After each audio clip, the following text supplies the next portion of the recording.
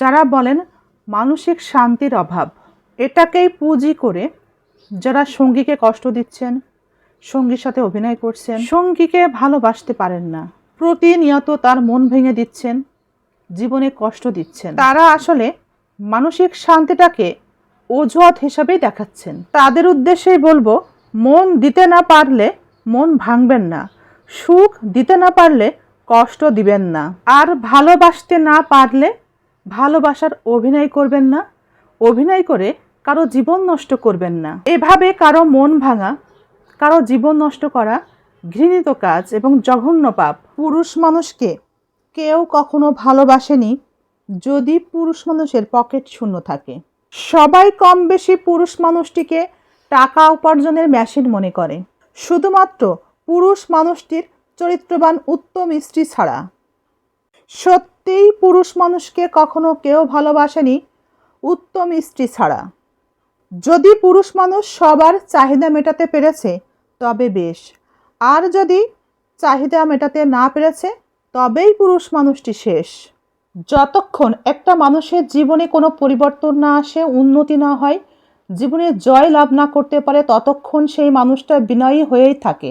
শেষ পর্যন্ত বিনয়ীদের হয় জয় আর হিংসুকদের হয় পরাজয়। সফলতার পরেও তাই বিনয়ী হয়েই থাকা উচিত।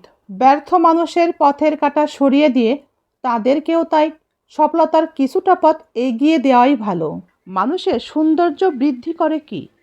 মানুষের শরীরের সবথেকে বড় গুণ কি? মানুষের সৌন্দর্য বৃদ্ধি করেও তার চরিত্র। মানুষের শরীরের সুন্দর গুণও হচ্ছে চরিত্র। মানুষের চরিত্র যদি নোংরা হয়ে যায় তাহলে থাকলোটা আর কি? মানুষের চরিত্রই যদি নষ্ট হয়ে যায় তাহলে মানুষের মন, মানুষের চিন্তা ভাবনা এবং মানুষের কর্ম সুন্দর হবে কি করে? দায়িত্ব ছাড়া যেমন পুরুষ হওয়া যায় না, ধৈর্য ছাড়া নারী হওয়াও খুবই কঠিন। আল্লাহ ধৈর্যশীল নারীকেই পছন্দ করেন। একজন মানুষের সকলের সাথে আচরণ করা দেখেই বোঝা যায় আসলেই আপনি কতটা আদর্শবান।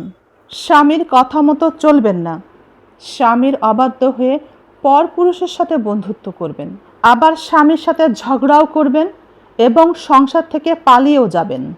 কেন রে বোন? সংসার থেকে পালিয়ে যাওয়ার আগে একবার অন্তত চিন্তা করবেন। পালিয়ে যাওয়া যত সহজ, ফিরে আসা তত কিন্তু সহজ না। তাই পালানোর আগে ভেবে চিন্তে পালাতে হয়। বুঝলেন তো? বর্তমান একদিন অতীত হবে, তাই ভালো কাজের সাথে থাকুন, ভালো কাজ করুন, স্বস্তিতে থাকুন।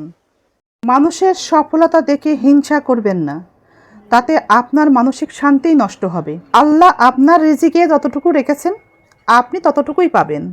আমরা মানি বা নাই বা মানি, সাধারণ জীবনের মধ্যে যে সুখ আছে, যে শান্তি আছে, যে মানসিক শান্তি আছে, সেই সুখ এবং সেই শান্তি বিলাসিতার মধ্যে নেই।